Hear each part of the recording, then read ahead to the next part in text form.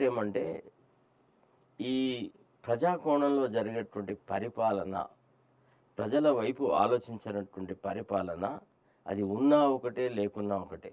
ప్రభుత్వాలు మారినప్పుడల్లా మనకు ఓన్లీ ఊదరగొట్టే ఉపన్యాసాలే వస్తున్నాయి తప్ప ఆచరణ యోగ్యమైనవి, ఆచరణలో పేద ప్రజలను ఆదుకునేటువంటి కార్యక్రమాల సరళి ఏది రావట్లేదు. నిజానికి ఒక ప్రభుత్వం పోయి కొత్త ప్రభుత్వం వస్తే ఎంతో కొంత సంక్షేమ కార్యక్రమాలు, ఎంతో కొంత అభివృద్ధి కార్యక్రమాలు జరిగి రాష్ట్రంలో ఉన్నటువంటి యువతకు కానీ, మహిళలకు కానీ, పేద బలహీన వర్గాలకు కానీ, బడుగు వర్గాల వాళ్ళకు కానీ ఏదో ఒక మేలు జరుగుతుందని ఒక ఆశ ఉంటుంది. నాడు ప్రభుత్వం మారింది, ఏం మారింది? అవే దోపుడు దొంగలు అక్కడి నుంచి ఇటు వచ్చినారు, ఇక్కడ వాళ్ళే దోచుకుంటా ఉన్నారు. ఇదే వ్యవస్థ నడుస్తుంది.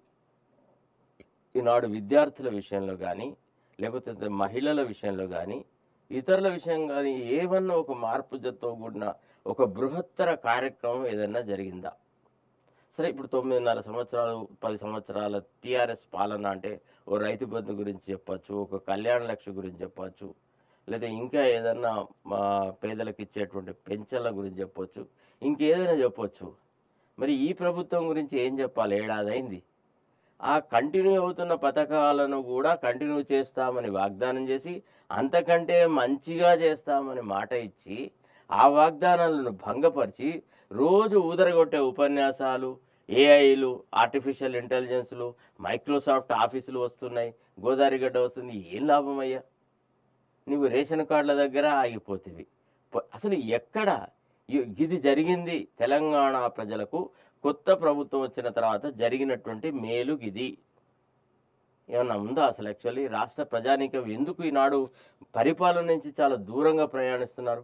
ప్రజలలో ఆక్రోశం రావడానికి కారణం ఏంది? ఇది ఎవడన్నా ఆలోచించబడినాడా? ఇటు రాజకీయ పక్షాలు గట్లనే తయారైనాయి, సోషల్ ఆర్గనైజేషన్స్ అట్లనే తయారైనాయి, సోషల్ మీడియా అట్లనే తయారైంది. వాని గుణగానము, వీని గుణగానము. ఇదేందండి? ఇవాళ మండుతున్న ధరల విషయంలో కూడా రాష్ట్ర ప్రభుత్వం ఉపశమన చర్యలు ఏం తీసుకుంది? ఇవాళ ఏమన్నా ఒక్కసారి మధ్యతరగతి కుటుంబాల్లో ఒక పెన్షనర్నో లేకపోతే ఒక అరకొర ఉద్యోగాలు చేస్తున్న వాళ్ళ గురించి ఆలోచన ఉంటుందా? మహిళా కోణంలో రాష్ట్ర ప్రభుత్వ పాలన ఉందా అసలు?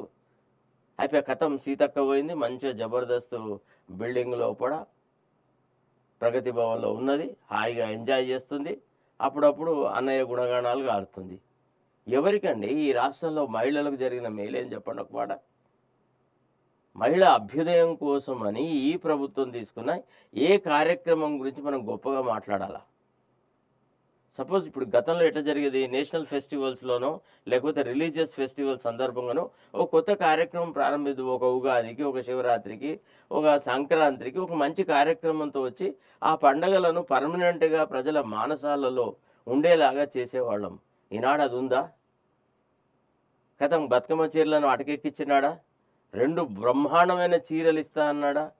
ఇచ్చినాడా? ఎగ్గొట్టినాడా? మహిళలకు 2,500 ఇస్తా అన్నాడు, ఎగ్గొట్టినాడా? ఇవాళ విద్యార్థినులకు ఇచ్చేటువంటి వసతులలో కానీ ఇతరతం చాలా దుర్భరంగా ఉందా లేదా? ఎంతమంది విద్యార్థులు అరకొర పరిస్థితులలో బాధపడుతున్నారు? మానధన ప్రాణాల రక్షణ ఎంత కరువైంది, ఎంత దుర్భరమైంది. వాడు ఆర్టిఫిషియల్ ఇంటెలిజెన్స్ లోపల దాంతో మొత్తం కంప్లీట్గా దేశమంతా మార్పు అది ఇది అంటున్నారు కదా.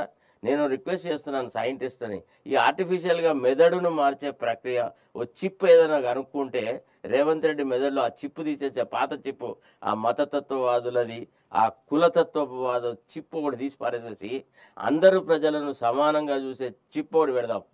అభివృద్ధి కోసం ఉపయోగపడేటువంటి చిప్పు పెడదాం. అందరూ ప్రజలు నా వాళ్ళు అనుకునే ఒక ఉదార స్వభావంతో ఉండే చిప్పు పెడదాం. కుల దురహంకారము అనే దాన్ని తొలగించి కొంత మోడరేట్గా ఆలోచించే విధానం పెడదాం. ఏది లేదండి. అసలు రోజులు గడుస్తూనే ఉన్నాయి. ఇన్ని రోజులైంది ఎవడన్నా ఒక్కసారి మరి అరే ప్రభుత్వ పరంగా ప్రజలకి ఏం ఒనగోరుతున్నది?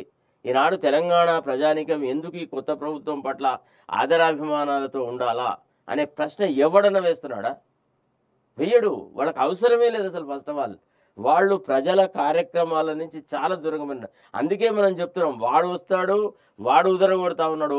9.5 సంవత్సరాల లోపల గుప్తుల నాటి స్వర్ణయుగం ఉండింది. మేము రైతు బంధు ఇచ్చినాం, ఇక రైతు భరోసా పెట్టిన, అదేందో దాని పేరు కళ్యాణ లక్ష్మి ఇచ్చినాం, ఇక కథం. దాంతోని ఇక మేము ఒక లైసెన్స్ తీసుకున్నాం, కోట్లు దండుకున్నాం, ఫామ్ హౌజులు కట్టుకున్నాం, బ్రహ్మాండమైనటువంటి జీవన శ్రమలు చేస్తాం అని వాడు.